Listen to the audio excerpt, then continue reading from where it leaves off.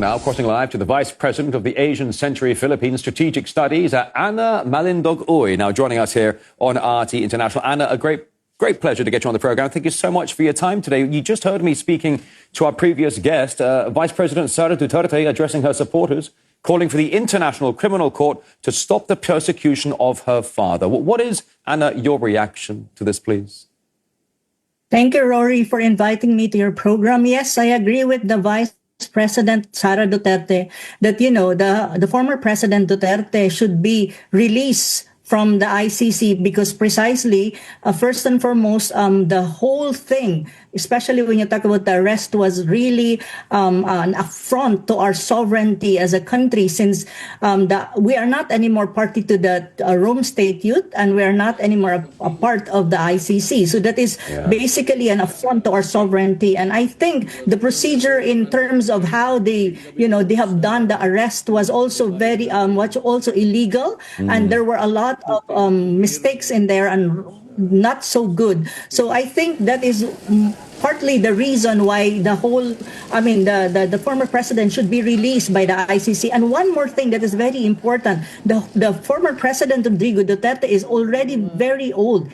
I think he is running at around 81 years old already by this year. So I think there are also medical concerns. So I think I really hope that the ICC would release him soon. Yeah, fair enough. I mean, look, at the end of the day, The Hague, well, it's rarely indicted a Western official, and 23 years of work. Some people have called that body a weapon of colonialism or a weapon to be used as an instrument against, as some people call, developing nations. Some people say The Hague is compromised. I don't know. Your thoughts on that, Anna? Yes, I think so. Because if you really look at the ICC, they just, focus on countries that are developing or least developed countries, but they cannot even get a hold of countries that are backed up by superpower like Israel. Look at what is happening now to Netanyahu. Even the United States imposed sanction on the ICC, not necessarily because the United States believe in the ICC or that it is an arm of justice or whatsoever. It's precisely because the ICC is after Netanyahu, and then because of that, they impose a sanction. But look, what is the ICC doing about the case of Netanyahu? It cannot even get a hold of Netanyahu. So basically, the ICC has this selective justice and more focus on African state or developing countries that are not as strong as countries that are backed up by superpower like the United States. So I do believe in that. Yeah, well, Rodrigo Duterte accused of perpetrating crimes against humanity, Anna. That's the label the West and political opponents have branded his war against the drug cartels. I mean, I remember the war on drugs. I remember when he was at the helm.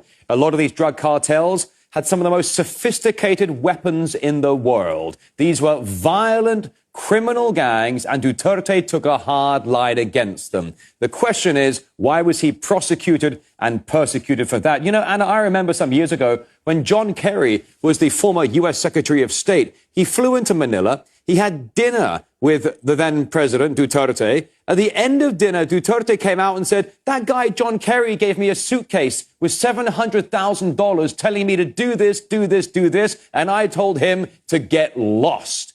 Do you think that might have been a turning point in the relationship between Manila and Washington, or maybe there's more to it? Yes, I think so, because during the time of former President Duterte presidency, he really pushed forward with what you call independent foreign policy, that we have a balanced relation between different major powers in the world. We have good relation with Russia. We had good relation with the United States to certain extents, though we don't agree with the United States during that time that, dictating what we have to do as a sovereign state, and we have good relation with China. So I think the United States during that time really cannot control or heavily influence our foreign policy during the Duterte's time as president. So I think this is one reason probably that's why when you talk about the ICC case, I do believe that a superpower like the United States has a hands on this, but I'm not really saying that it's under Trump at 2.0 administration. And on the other hand, let's just point one more thing very crucial with regard to this issue. One important thing that the world has to know, during Duterte time, the drug war, or what you call the fight against illegal drugs, there was no directive to attack or even to kill civilian. It was a legitimate police action. Any countries in the world would want to preserve your country from any kind of criminal sectors or criminal elements in your country, and even especially drug lords, you really have to be strong and to show to the drug lords that the state is strong enough to curb and to fight against illegal drugs. I think that was the point. Not necessarily like the case against the former president, that, crime against humanity. That's really far-fetched to be very frank. It's ridiculous. There's Duterte getting persecuted by the West for going after these really bad drug cartels in the Philippines. This is essentially a war against the drug cartels, but America can have a war on terror, giving it carte blanche to go into any single country it deems to be a host of so-called terrorists. Double standard. Yeah, double standards, Anya. And I also wanted to mention, I worry about the Philippines because the Philippines are kind of caught in the crosshairs here. We know that America, we know NATO is wanting to spread to the Far East. We know that Washington has its eyes on China. We know that Washington is trying to renovate a military base in the Philippines right now. America sees the Philippines as a geostrategic advantageous position in its potential future war against China. The Philippines right now, is it caught in the middle of this, do you think? Yes, very much. I would agree with you, Rory, on that note, precisely because our foreign policy, as pointed out by our vice president when she attended the rally to call for the release of her father in Seoul in South Korea, she pointed out that we need to have an independent foreign policy in the Philippines that is based on our constitution. As you can see under Marcos Jr., our foreign policy is not neutral. We don't have strategic leverage. We don't have strategic autonomy. It's very much leaning and influence towards the United States. And one thing that you have to know in terms of militarization, it is indeed true that our country is now being militarized by the United States vis-a-vis against China. We're like a pawn in the Asia Pacific of the United States.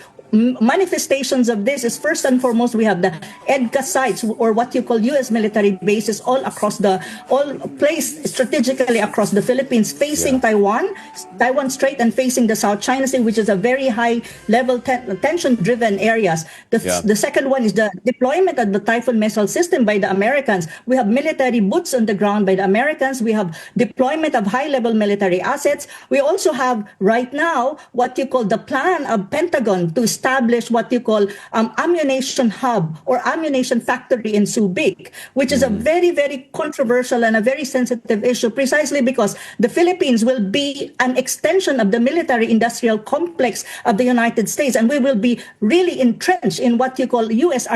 security architecture and military architecture in the Asia-Pacific vis-a-vis China, and I don't think that is good for my country. If you describe the country, Rory, as a pawn or caught in the middle between the strategic rivalry of these two giants, China and the United States, very much. But with all of this development, we're not just caught in between. We're actually right now literally a forward base of the United States in the Asia Pacific when you talk about defense and military. Yeah, I tell you, I would love to see you say that on Sky or Fox or CNN, because they would cut your signal after about 10 seconds. Anna Malindog-Uy is the vice president of the Asian Century Philippines Strategic Studies Institute. My goodness me, dropping one truth bomb after another. What an enlightening conversation. Anna, thank you very much for your time. Thank you so much, Rory. Thank you. Have a nice day. Well, I'm delighted to welcome onto the programme now Vice President of the Asian Century Philippines Strategic Studies Institute, Anna Malindog-Uy, for more on this. Anna, great to see you. Mr. Duterte has been elected mayor in, as we say, the third largest city in the Philippines, despite being in a prison cell in the Netherlands. What does that tell us about his reputation back home?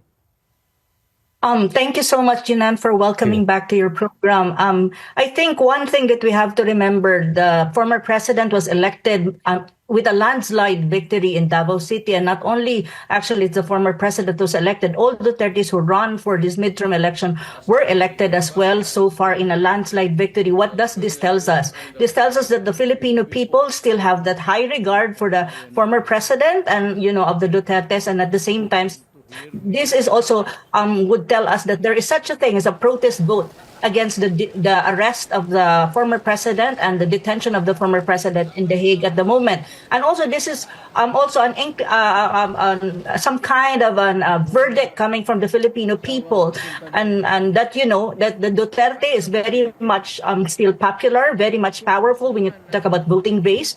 And I think this is also a referendum of the real pulse of the Filipino people, more particularly in Davao City, and not just in Davao City, because if you look at the senatorial race at the moment, there are 5 allied Duterte candidates that made it up the top 12 of the senatorial race, which would make a very some kind of a good chances for the vice president when it comes to the impeachment trials that is impending this coming July. So this is pretty landscape right now when you talk about the dispute, political feud between the Marcoses / Romualdez and also the Duterte faction in the Philippines. Davao, as you say, it's a major city. He won 8 times as many votes as the next candidate, yet he was taken on a plane from Manila Airport to The Hague. That was allowed to happen because I remember as well at the time, Anna, there was a lot of support for his war on drugs. It was hardline, but there was a huge issue with that in the country. So why was this allowed to happen?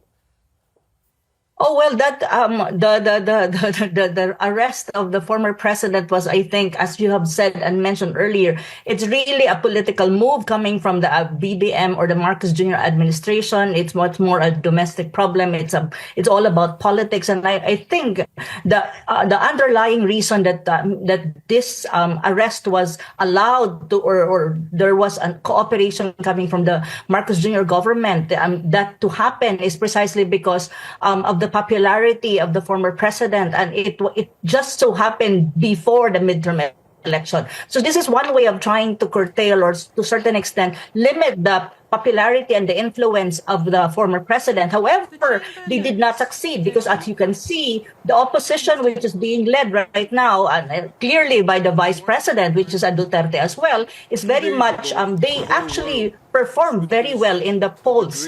As you can see, it's not only Davao City, Manila City, even Cebu, and even Marikina. These are areas in the Philippines that delivers a lot of votes and a big, what you call voting population that are now on the side of the Duterte. So you can see, a big block, I'm just reading here, Anna, as well about Filipino law. Candidates facing criminal charges, including those in detention, can run for office unless they have been convicted and have exhausted all their appeals. So what is your take on what happens next if he loses his case at The Hague? That is a long way to go, because I think when you talk about The Hague and when you talk about the trial in the ICC, it will take at least 10 years. And usually the term of office of a mayor is only 3 years. So I really don't have any problem with this. But I think the most important right now for the former president is to be able to take an oath and to be able for him to manage the city, even if he's in the detention in the ICC. But there's also no problem because you have the vice mayor that would take over if in any case he will not be able to take his job or will not be able to assume the mayor's office. But this is the situation at the moment. So, but yes, it's true. Only when you are convicted really that you cannot run or you will be disqualified from holding public office in the Philippines based on our laws. Thank you so much for filling in the blanks for us. We will be watching with interest what occurs. Vice President of the Asian Century Philippine Strategic Studies Institute, Anna Malindog-Uy, as always, good to see you. Thank you so much, Jinan.